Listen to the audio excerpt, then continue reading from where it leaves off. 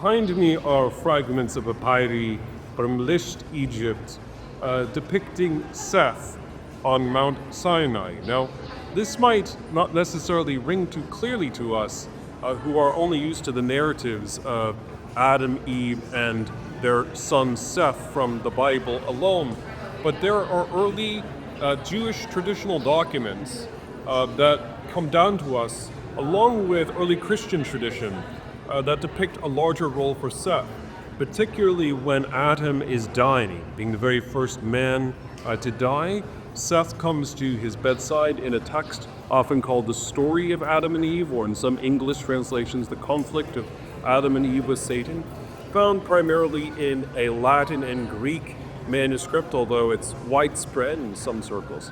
Seth comes to the bedside of Adam with Eve and asks, what can he do to alleviate the incredible pain and suffering Adam is encountering as he's dying?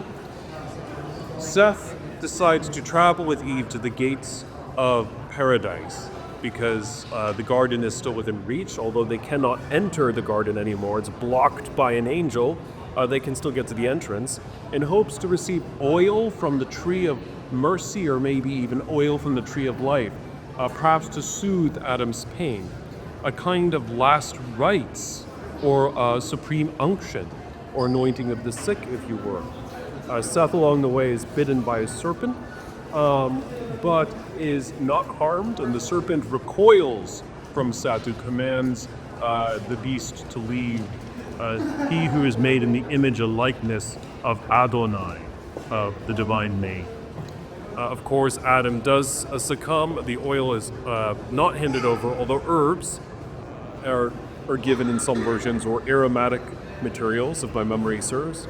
But it's a reminder that these ancient traditions, no matter how we want to perceive them as how reliable, given our origins, I mean, I take them very seriously, as you know, on this YouTube channel.